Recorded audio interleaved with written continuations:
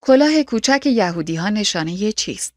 مشهور است که یهودی‌ها کلاه کوچکی بر سر می‌گذارند. این کلاه به نام کیپا یا کپه معروف است و بیشتر مردان یهودی آن را بر سر می‌گذارند و معمولاً زنان چنین کلاهی بر سر نمی‌گذارند.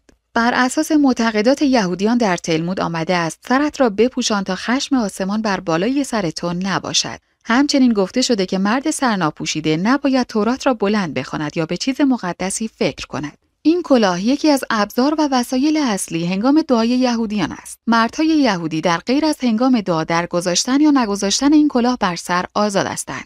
با مرور زمان این کلاه نشانه متدین بودن یهودیان شد و اینکه فرد دارای چنین کلاهی در چارچوب یهودیت عمل می‌کند و ملزم به اجرای احکام یهودی است. این کلاه کوچک علاوه بر مراسم مذهبی هنگام ازدواج نیز روی سر قرار می‌گیرد و افراد هنگام پیاده‌روی و تفکر نیز از آن استفاده می‌کنند. جنس، رنگ و بافت این کلاه نشانه‌ای از عقاید مذهبی و رویکرد سیاسی فرد است. مثلا نتانیاهو از کیپای مشکی استفاده می‌کرد. به هر حال امروز استفاده از کیپا نمایشی بیرونی از هویت یهود در میان جوامع جهانی قلمداد می‌شود. برای متصل کردن این کلاه کوچک برخی مردان از گیره مو استفاده می‌کنند، کاری که از نظر افراد سنتی پذیرفته نیست. زیرا معتقدند یک فرد یهودی باید بداند کیپا را روی کدام قسمت از سر خود قرار دهد که نیفتد. برخی اما با کمک نوارچسب‌های مخصوص بدن کیپا را روی سر خود مستقر می‌کنند. اسم این کلاه همیشه در دست‌نوشته‌های قدیمی یهودی‌ها می‌آمد و یهودیان آلمان بعدها آن را در مهرهایشان و نشان رسته‌های نظامیشان استفاده می‌کردند که نشان می‌دهد حداقل در ابتدا این کلاه بخشی از لباس یهودیان بوده است، نه تبعیضی تحمیلی. چهره‌های مسیحی مثل حضرت یوسف و حضرت مسیح نیز گاهی در نقاشی‌ها این کلاه را بر سر دارند.